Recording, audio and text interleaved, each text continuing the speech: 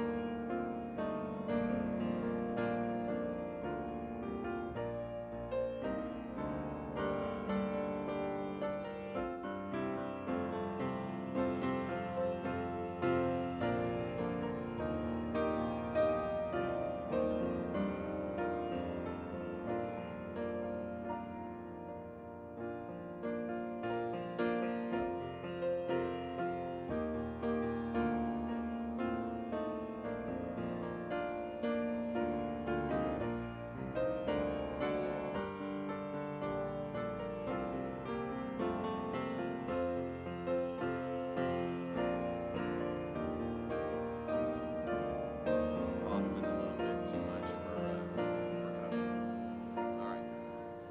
Good evening, everybody.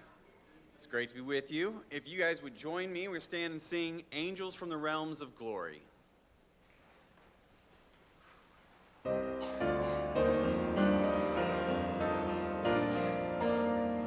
Angels from the realms of glory, wing your flight o'er all the earth.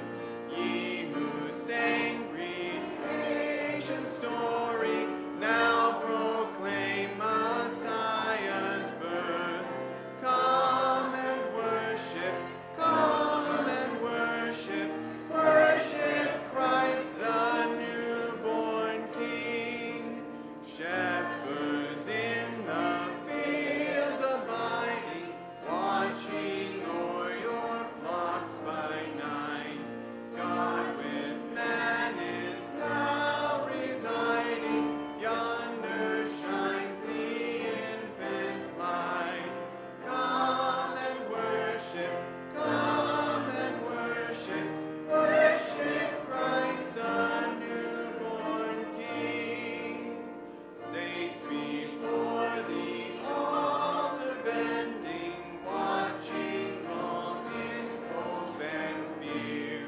Suddenly the Lord descending in his temple shall appear. Come and worship,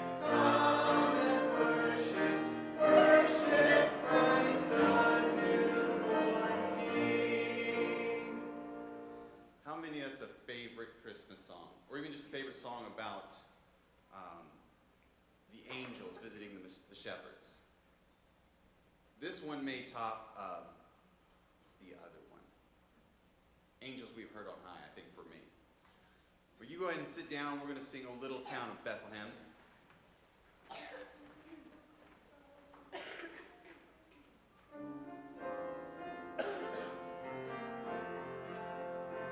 O little town of Bethlehem, how still we see thee lie, above thy deep and dreamless sleep, the silent stars go by.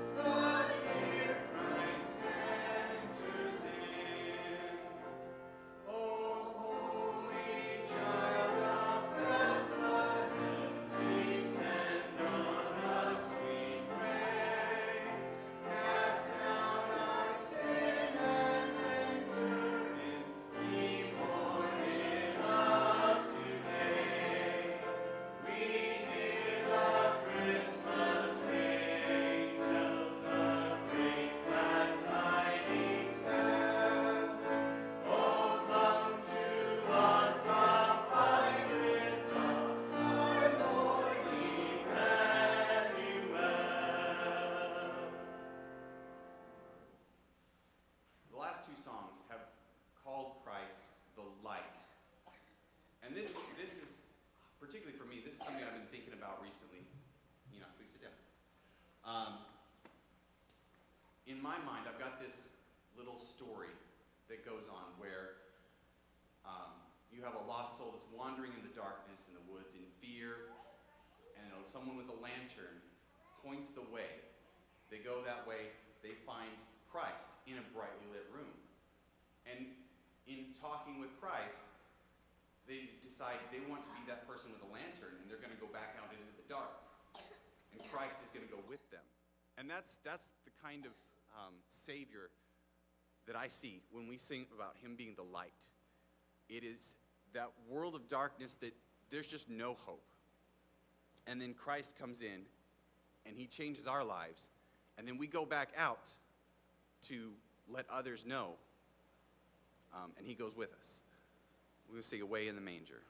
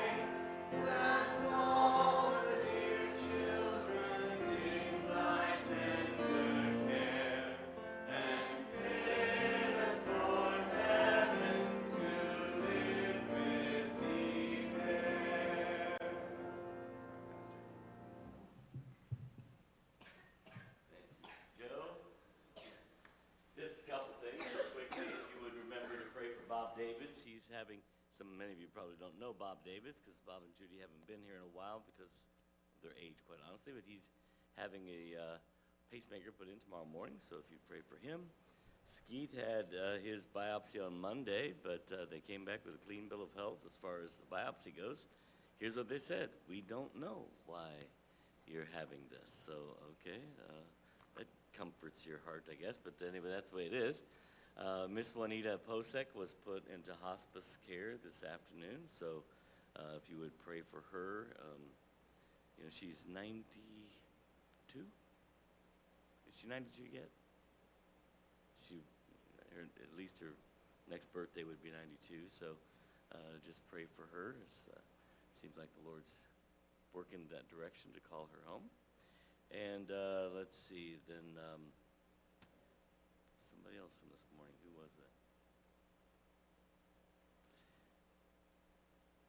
Martha Mackey. Thank you. Yeah, Martha Mackey. So pray for her as she has had. That's because this is an interesting one. It went around the prayer chain, and she had a TIA or mini stroke, and she's lost one side of her face. At least they think it's temporary, but the doctor literally said, because yesterday she had her booster for COVID, and the doctor said, this can be a side effect for, okay, I don't know. So you guys can deal with your boosters however you want. But anyway, and I have a picture to show you. Look at that. No, it's not Devin and Jenny. They're here tonight. Devin and Jenny will be going in tomorrow to be induced, 6 o'clock in the morning, so pray for them. But this is Courtney and Jackson Dean's little one, little girl, 6 pounds, 5 ounces, 19 and a half inches long. Quinn Taylor is her name, Quinn Taylor. So mom, and it was a C-section, but mom's home. They got home today, and everybody's doing great. So anyway, so just continue to pray for all of them. All right, Captain Black, come on up.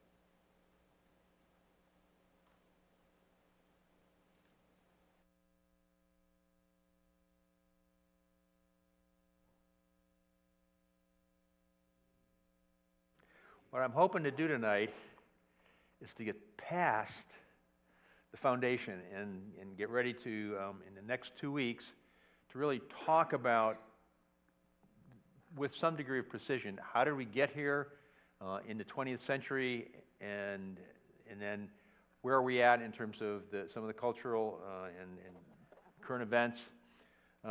But in this space here, if we don't understand the foundation for all of what's going on in the Middle East, it makes no sense, right? But it can make sense when we approach it from the perspective where we're going. And so last week we looked at this particular slide, and just kind of as a reminder, this is my definition of what Islam is. And I wrote it, or I designed it, or built it to be able to explain to our leadership after 9/11, what is Islam? I mean, because truthfully, the question that was asked over and over again in the Pentagon after 9/11 is, what is Islam? I mean, most Americans knew that it was some religion that's over in the Middle East, but nobody knew anything about it. Nobody looked, even though it originated in 600 AD. Most people didn't comprehend it, didn't understand it, because we stopped teaching history of civilization in this country in the early 1960s.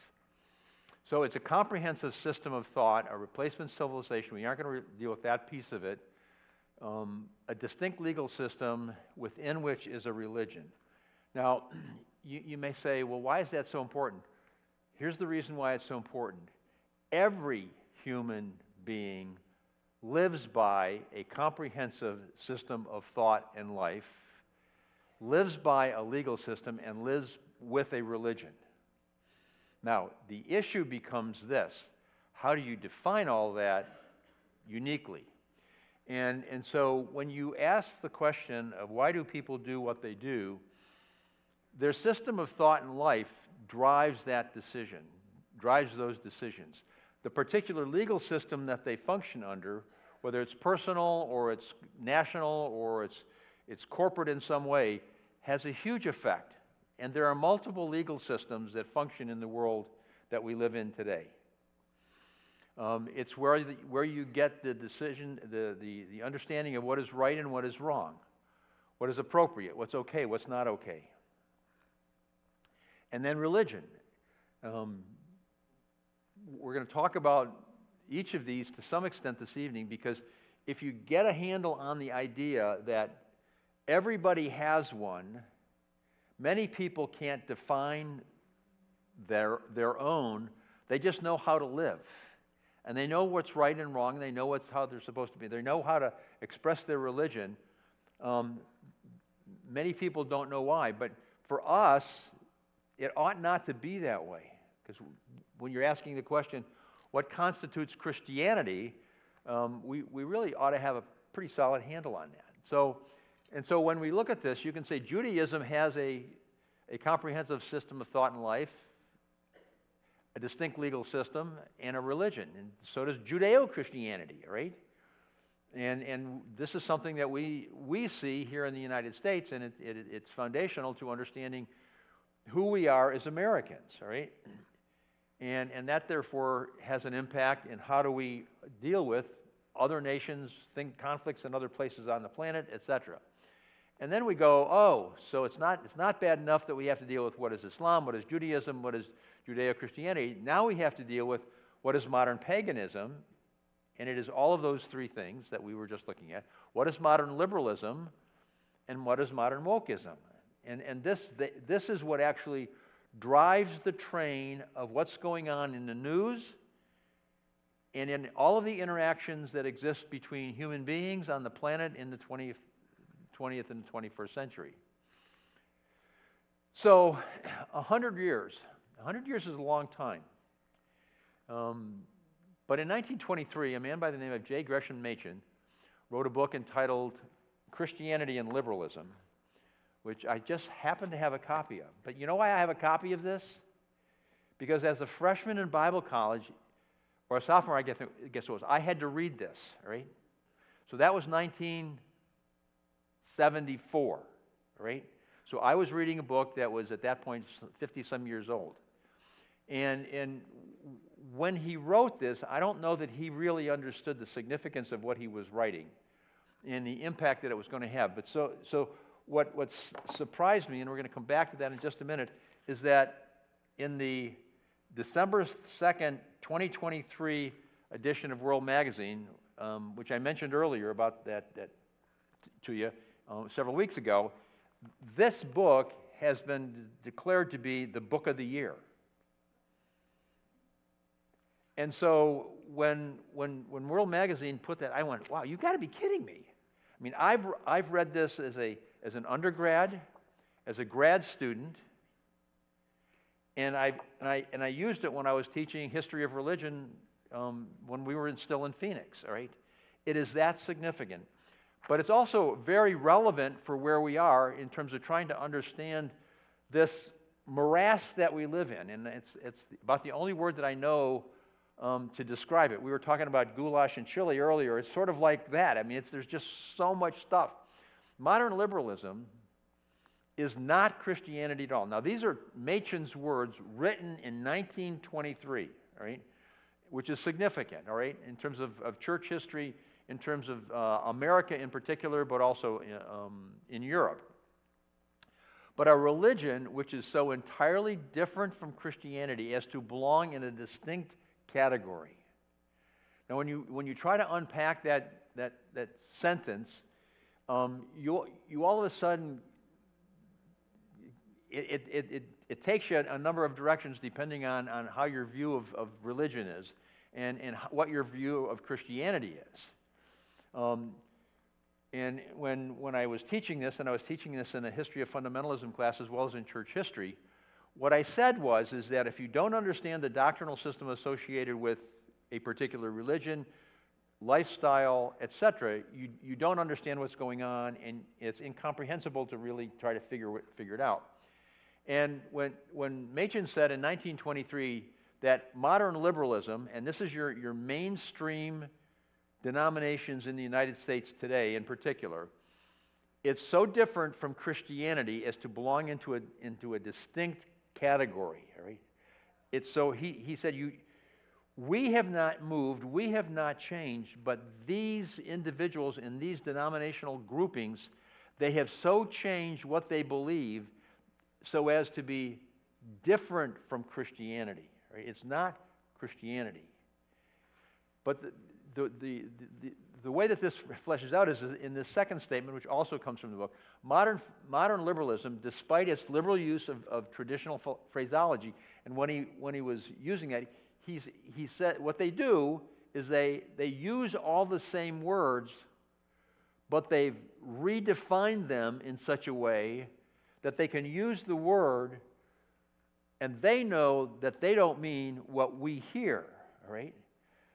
And one of the most significant phrases as it relates to this is, what does it mean to be born again? All right. In modern liberalism, it's a word that has an entirely different definition than what, I mean, it is so far apart that it's not even a word in the same class. So he said it is, okay, so let me back up. Modern liberalism, despite the liberal use of traditional phraseology, is not only a different religion from Christianity, but belongs in a totally different class of religions. Now that's an incredibly significant statement when we think about it, okay? So when we try to have a conversation with someone who comes from a liberal church, and we're talking about whatever you want to talk about, even Away in a Manger has an entirely different meaning, even though they sing it, or they sing Silent Night, or they have an entirely different view of this than what we do. And so, as we take a look at this, I would ask the question, what would Machen say today, 100 years later after? The first thing is that I think he would be surprised that the book is even being read, rather. But that's fairly significant, the fact that it is. And so when we think about religion 2023, which is where we are today, and my original insertion into this context was a religion 2001, which is how I got into the discussion of Islam. So how many categories or classes of religion are there today, within and without Christianity? Okay, so understand that this body of classes and categories has grown in the last 100 years. And so what I want to look at tonight is just a few things that help us to maybe grab a hold of this, so that when we actually take a look at some of this later on this evening, and then going into the next couple of weeks, we can go, oh, I think I'm beginning to understand it. So we ask the question, what are the key universal religious terms and their different definitions? And it's frustrating that you have to say different definitions. And this is the problem that we have, because there are different definitions, different descriptions to each of these terms, which are very significant. And so we're going to look at just four of the many terms that are used in what we call theology, systematic theology, which I stay away from at all costs, all right? I would much rather spend my time dealing with what's known as biblical theology, that is, build my theology from the Bible, not from the mind of man, and then historical theology to understand how men and women have understood it over the centuries, all right? So theology proper is in each of these four, when we take a look at it, have significant relevance in terms of understanding what's going on in current events and future events in the 20th and the 21st century. Theology proper is the discussion of who is God, and I put the / lowercase God, because who is God? I mean, the question that we all have to ask is, who is my God? How well do I know Him? How well do I know who He is? How well do I understand what it means to talk about Him? Anthropology, and I'm not talking about the liberal arts anthropology. I'm talking anthropology in the theological sense, which answers the question, who and what is man? All right, who and what is mankind? And if we don't understand that, we don't understand human conflict. Then soteriology, what is the process of salvation? How do you get on the right side of God? Is a way of looking at this. And then eschatology, what is the future? Right? If there is a future, and you go, what do you mean? In some of these religions, the degree and extent of hopelessness is so significant that life on the earth is short, terminal, and when you're done, you return to dust, or you come back as an ant, or whatever the case may be. But all of that has a huge effect on how people act, think, and react to each other. So now, let's dig in a little bit, all right? Theology proper. So there are really four major options when we talk about theology proper. One of them is monotheism, one God, all right? Now, we consider ourselves to be, in Christianity, a one God theology, all right? But this is where the discussion of the Trinity becomes fascinating and so forth. But the monotheism basically is a theological system that exists within the context of the Abrahamic religions, all right? And the Abrahamic religions are Judaism, Christianity, and Islam. And that's it. Because all of the rest of the religions of the world do not have a single God as an aspect of who they are. And obviously we aren't going to be able to unpack the Islamic piece, but within reference to Judaism, the Judaism is the Old Testament. It's the pre-birth of Christ view of who God is, which we get from our Old Testaments. And then Christianity, which really brings Christ into it, of course. And then we have polytheism, which is many gods, all right? And this is very prevalent around the world, okay? And remember, it was an aspect of the Old Testament as well, and God said to Israel many times, don't follow the theology of your neighbors, of the people where you're going to be going into captivity, etc. And then one that's becoming extremely popular among those that are in the woke, the New Age, etc., is this panentheism, right? And they've redefined this, and it says God is in, over, through, and all. Now, those are their words, okay? And so it is much more difficult to get a picture of this, to get a handle of it. But this particular slide gives us an idea of it, and you begin to see from the visuals the way things have changed. So in theism or monotheism, we have God, and God does not live inside of the universe, all right? He is outside of, beyond, before, and he will be after the physical universe, all right?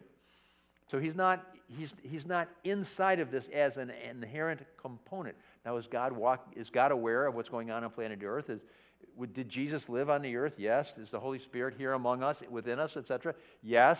But that's not the same as saying that God is the universe, all right? Now, and then we get into this. So when you get into pantheism, God equals the universe, all right?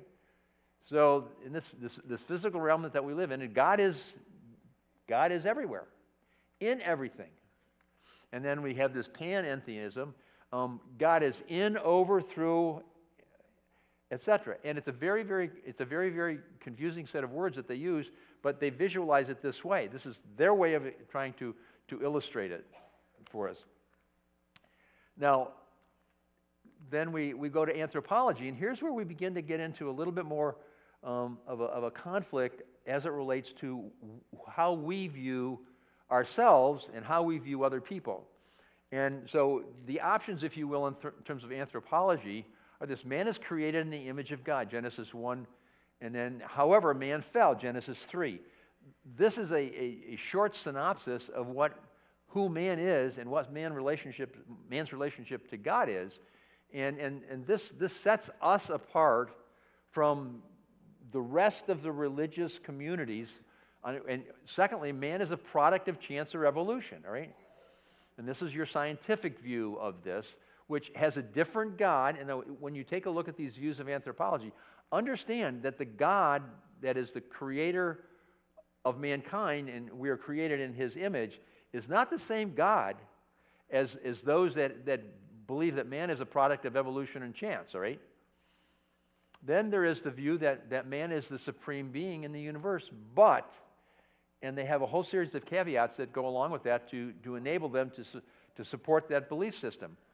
And then there's those that say man is God, as if there's no supreme being beyond, and man himself is the supreme being in the universe, all right? Now, there are consequences with each of these, all right? And they all relate to the issues of the value of life itself. It has huge impact in view of the gender and the gender relationships, all right? And how we're created and what is our relationship with God. And so as you begin to unpack this in almost any area of life that you want to talk about, if you don't understand where you're coming from, you don't understand what you're going to be believing and how you're going to affect your life and how you're going to live your life as it relates to everyone else in the world, right? And so the anthropology piece explains this Islamic war cry when they say, we love death more than you love life. And when they say that, they are not joking. Death for them is the objective. Now, Paul says to die is gain, right? And there's anticipation that we should love the anticipation of going to be home with the Lord for all eternity, all right? So death does not hold a fear for us because there's a certain future associated with it. But when a Muslim says, we love death, and they love a certain kind of death, they love death that's in the prosecution of jihad, because if they've fought and they've died in jihad, then they know that they've got a secure place in heaven. If they die a natural death, they don't know. They're uncertain. Because Islam does not have a certain future. Because Allah is a capricious God. He changes his mind on a daily basis. And so as most Muslims will be thinking about this, they're thinking, how are the scales weighed today?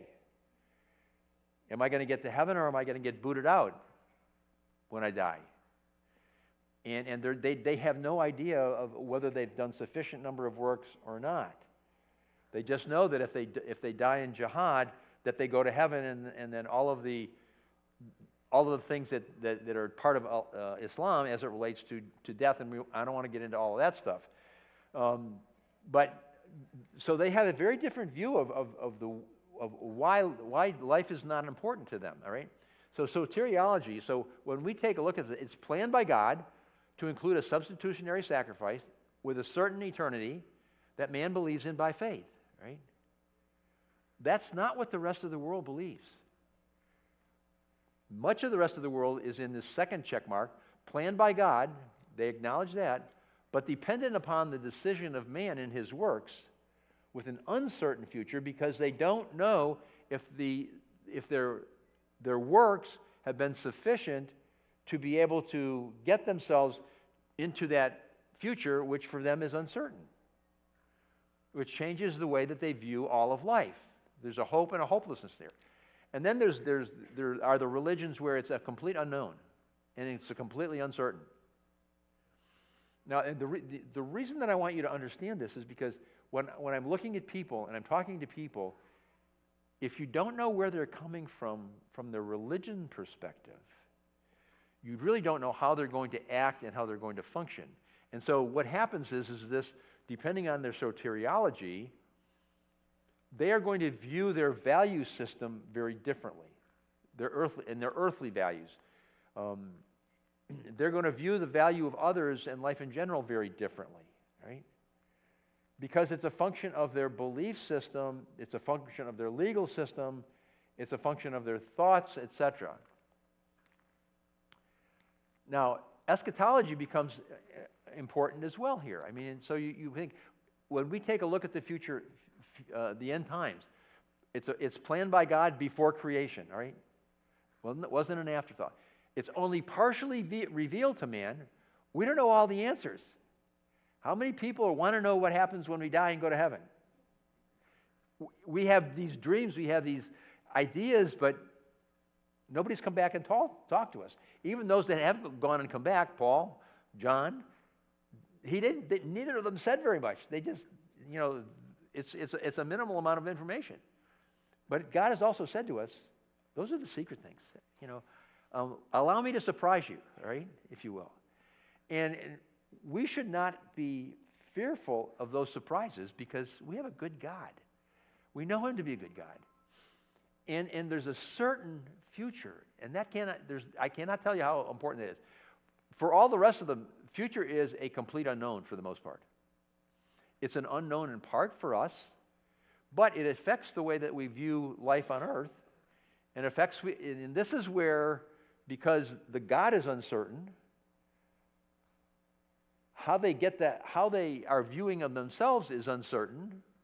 How they're viewing their soteriology, or how they get to heaven, if they have a heaven, affects their moral, ethical, and legal mores and values. And so what we have to realize is that we, and when I say we, I'm talking about we as Christians, but by therefore default, I say we as Americans, because by and large, everything that we know as to what it means to be an American is a function of a Judeo-Christian belief system. It's a function of what is written in this book, and it's a book that hasn't changed. That's been looked at, read, studied, lived by for centuries, right? And it affects what is moral, what is ethical, what is legal, what is legitimate in terms of what I can do. And all of these things put together, if you just take these four areas of theology and try to unpack them in the lives of all the other people that we're dealing with, what we realize is that it's no wonder we are talking about different things in different ways, and there doesn't seem to be any ability to reconcile these things. All right. Now so as we continue to look at this, okay. So remember, I've tried to deal with some terms, but not all of them by any stretch of the imagination, and I'm looking at them from our perspective. But remember, everybody else is looking at the terms and terminology as well, and the history of those terms. And so there's the specific, the general, the classical, the historicity aspect of things. Where did it when did it originate? Where did it originate? Why did it originate? And then we get into the redefinition stuff and so forth and so on. Now, we're gonna take a step back, and I want you to start to think through the ramifications of some of these terms in light of the current events, all right? And whether it's current events in the Middle East, whether it's in Washington, D.C., it's in Beijing, pick a location, okay? So when we talk about the word Israel and Israelites, we're talking about a word that is very broad. It's a personal name, Israel. It's a land. It's a people group.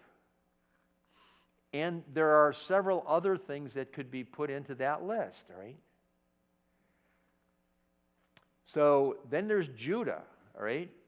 It's a personal name. It's a tribe. And when we start to understand these things begin to fall into place. Judaism, right? When you hear the word Judaism, it's a religion, it's a belief system. And does an Israelite have a belief system? That would generally be described as Judaism, and how these start to correlate, all right?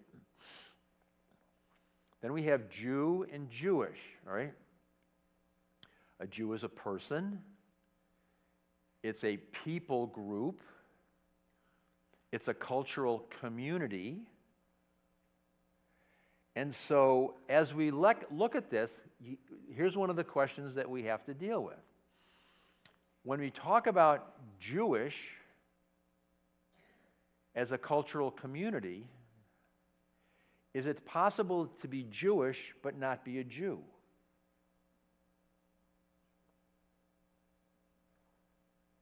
Okay? Now I'm going to throw in a ringer here and throw it in this way. Is it possible to be, in a cultural sense, a Christian, or to be part of Christianity, but not be a Christian? Right? And so that's where this begins to take its interesting turns as we wrestle with this, all right? I've heard this for years. We have all these acronyms that end the same way, but the leading letter in the acronym changes. And it's the INO acronyms. In name only. Chino, Christian in name only. Rhino, Republican in name only. And there's 100 of those, and every single one of them is significant because it tells you something about the person. It also sets up conflict in terms of people groups. If somebody were to say, Wayne, you're a rhino, I would say, I am not. I say, I'm an American who believes in the Republic and republicanism. All right? I would take that to be an insult. But a Democrat who is said to be a rhino, that takes on a different set of connotations, okay? Now, then Hebrew, all right? Now, Hebrew can be used in a variety of ways. It's a person or a people group, but it's also a language. And so we talked about this previously. It's a language that died, effectively speaking, around AD 200. Now, why things happen in history become important. Why do you think that Hebrew as a language died around AD 200? What has happened in the 130 years before then, over the course of the 130 years preceding it? They were dispersed everywhere, and they were not together to speak the language. Right. And so it became a dead language. Well, now, if it's a dead language, there's something else that goes along with it. It has a dead history. The traditions go away. The culture goes away. And language becomes extremely important. Now, let me address a problem that we have in the United States. All right. If you go back and you read our history, was America a multilingual nation? And what was the normal expectation of someone who wanted to become a citizen of the United States? The first thing that was on the plate of things to do was to do what? Learn English. And until you learned the English, you couldn't learn and read all of the things that like the Declaration of Independence, the Constitution, the things, etc. And the expectation was, if you were an American, you were an English-speaking person. Now, did that mean that you didn't speak German at home, perhaps? Not necessarily. But it was the language of the nation. And English is very different in terms of the structure, as well as the history, as well as the building of the common law and the terms and terminology that affected the way we live, the way we do things, okay? So now we get to these last four terms, Semite and Semitism, all right? A Semite, in its linguistic use, is a person who speaks a Semitic language. Now here's where it really gets interesting from the perspective of current events and the future. And this is why language and the existence of languages becomes important, right? Arabic is also a Semitic language. So if you're wanting to control who is a Semite, you are then going to try to control which language is the Semitic language. So when Hebrew essentially died in AD 200, and remember last week I talked about the rebuilding of the Hebrew language in the late 1800s, all of a sudden now there was competition from a language perspective and a history perspective that had not been in existence in the Middle East for hundreds of years. All right? And then so we talk about what is Semitism. So it's a policy. Now we're introducing another idea. It's a policy favorable to Jews. So would we describe ourselves as Americans as in favor of Semitism? Pro-Semitism. Now, what does that mean from a national policy perspective? Our national policies are in favor of and is favorable to the Jews.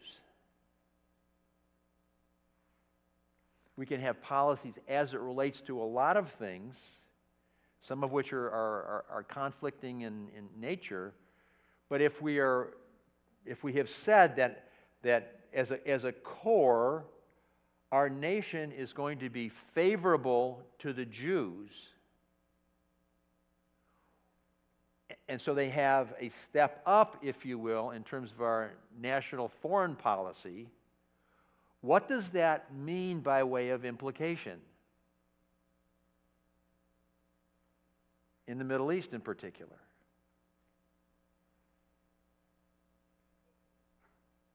It means that we're not pro-Arab. We're not pro-Palestinian. We may have national engagement with them, but in the back of our minds, from a national policy perspective, everything that we do is in favor, or we were making certain that what our decisions are, they're in favor of Israel and the Jews. Why? What's the reason behind that?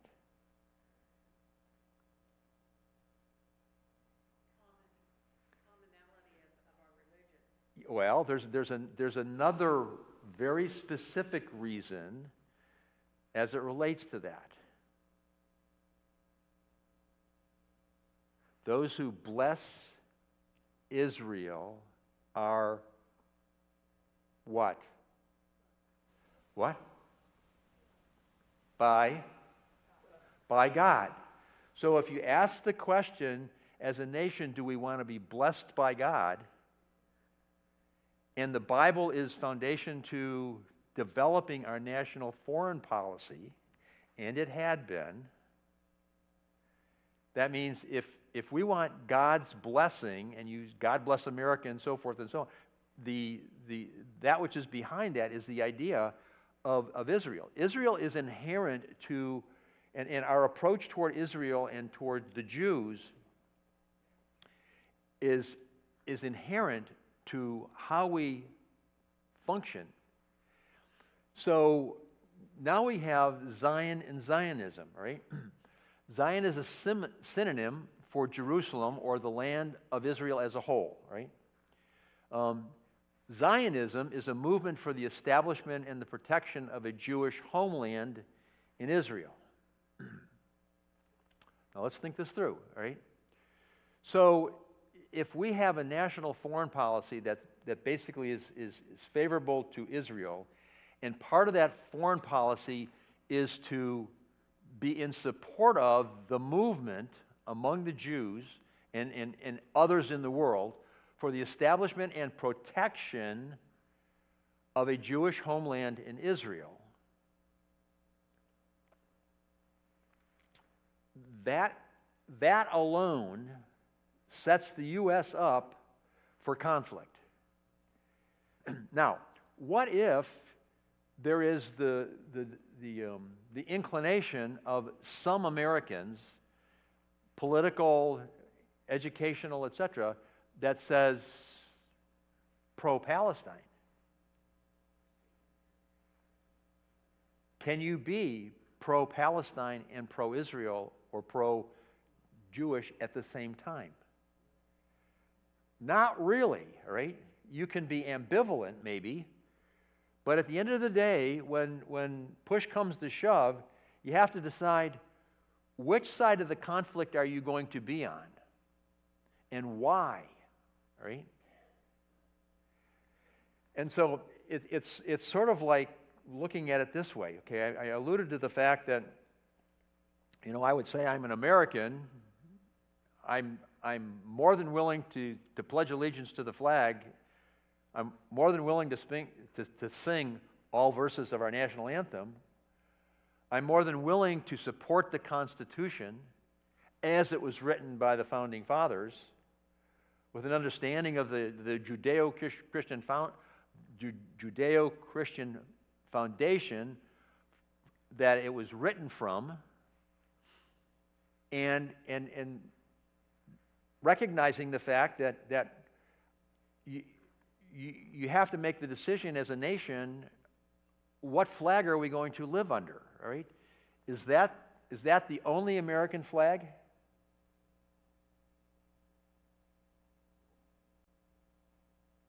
If you go down to Arizona, New Mexico, and Southern California, you know what flag is flown?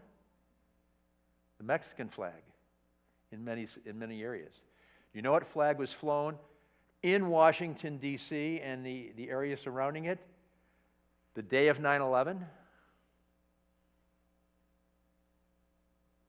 It's green. It's the flag of Islam. If you went through Falls Church the day after 9/11, you would have not seen in many, many places the U.S. flag. You would have seen the flag of Islam flying on the primary flagpoles. Now, this is the history, all right? This is where we are. And so we have to ask ourselves the question as Americans and as Christians, where do we stand, right? How do we understand what's going on? Now, if we back up a couple of slides, and I'm not going to actually go back in the slides, but as we move forward and we ask ourselves the question in terms of the current events aspect of things that we're going to get into in the next couple of weeks,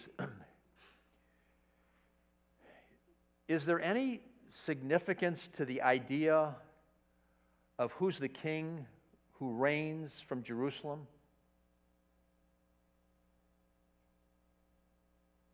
Who's the King of Kings and Lord of Lords who said he's going to land in Jerusalem? Now, is there anybody else that thinks that they should be coming back and they should be in control and Jerusalem should be their headquarters? Yes. And who might that be? Huh? Jesus, okay, yeah. All right. Jesus is coming back, and he said he's going to return to Jerusalem. But who else believes that they should be ruling and reigning from Jerusalem? Allah. And who's the primary adversary in this eschaton that we're engaged in? Satan, Lucifer, right? So when we look at the Middle East, if we don't view it through that lens with an understanding that everything that goes on in the Middle East is a function of a religious war that began before creation when Satan fell, and the conflict began, and when God made statements about the nation of Israel, who are the Israelites, who are the Jews, etc., and he called them who? Who are the Jews? The chosen people. God's chosen people. So, if they are God's chosen people, who is everybody else not? So do you see where this thing begins to unfold? And it's all based on these kinds of terms and the meaning and the significance of it and the theologies that go along with it, and then what is right and what is wrong, based on who the God of that particular system is. So everything that we've seen has gone on in Gaza, and everything that's causing great struggle for Israel and the IDF and so forth, is because of the morals and the mores and the belief system and the legal system and so forth. What is legal and what is not legal in the particular religious system. And so if for example, and this is not just an arbitrary example that I'm going to use, if killing a Jew is a legal responsibility for every Muslim, and I'm just going to say it, if raping a Jewish woman is a legal responsibility for every Muslim, why should we expect anything different? Why should we have expected anything different in Gaza? And all the rest of the things that happened within the legal system, the moral system, the religious system of Islam. But if you don't understand the background to all of this conflict has been going on since the beginning of time.